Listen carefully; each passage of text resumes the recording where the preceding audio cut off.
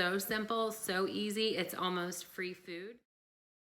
So we are cooking sweet potatoes to go with our dinner in the Instant Pot, and I thought, hey, when I reached in my sweet potato closet in my basket, I realized I had some of last year's potatoes sprouting, which is great. So it's gonna be time to start thinking about where I'm gonna plant sweet potatoes this next year, and thought I would show you how we do it. Now all you need are a couple of sweet potatoes. These are just store-bought sweet potatoes. You're gonna need a jar of water, or 2 or 3, a knife, and some toothpicks. All right, take your sweet potato,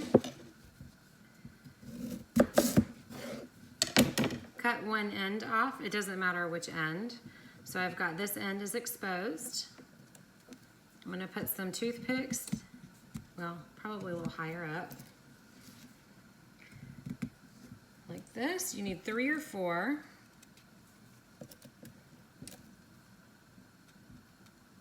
Whoops, that one broke. Potatoes are tough when they're raw, right? All right, that'll work. I've got a jar of water. I'm gonna sit it in here.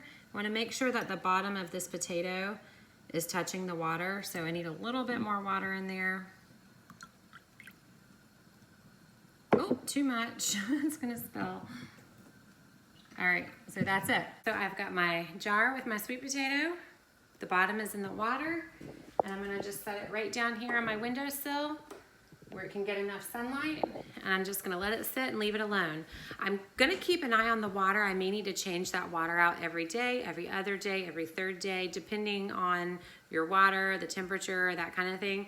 If it starts looking cloudy or scuzzy, just kind of gross, just change it out, give it some fresh water. You can use the same jar. You don't even have to clean the jar out, just new water. Some people prefer to just plant their sweet potatoes to cover them over in a pan of moist soil in a warm area. All right, so there's the other. Now what's gonna happen is out of the top of those sweet potatoes, they're gonna start to grow sprouts, or we call them slips. So I happen to have a box of potatoes from last year. These we dug up. And so out of this potato, you can see these are the slips. When these slips get about 6 inches tall, 4 to 6 inches tall like this, you want to go ahead and pick them off and put them in a clean jar of water. So I'm gonna carefully pick them off.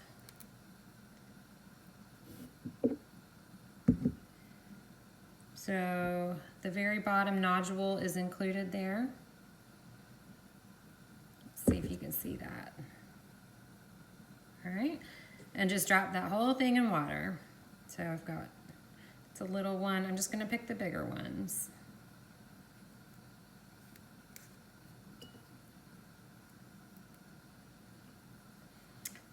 And this looks like it's about 4 inches, but I think I'm gonna leave it. This one's about the same length, but it's nice and thick. Looks like it tried to get some leaves that are dying back. See if we can bring it back.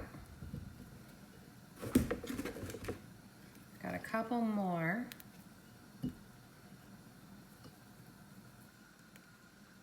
I think that'll do. Well, same thing, these are my slips. I'm gonna put them in the windowsill with the other 2 potatoes.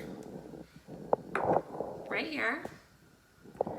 And those are gonna start growing some roots. Now, what I wanna do, when these potatoes grow slips, they'll grow slips out of the top, out of the side. Sometimes they even come out of the bottom. I will pick those off just like I showed you I did off of those potatoes from my box, and I'm gonna put those in a glass of water also. Now, when those slips grow roots that are about 5 to 6 inches long, they're ready to go in the ground. Those are sweet potato slips. That's so simple, so easy, it's almost free. Sweet potatoes grow so well here in Florida, especially in sandy soil.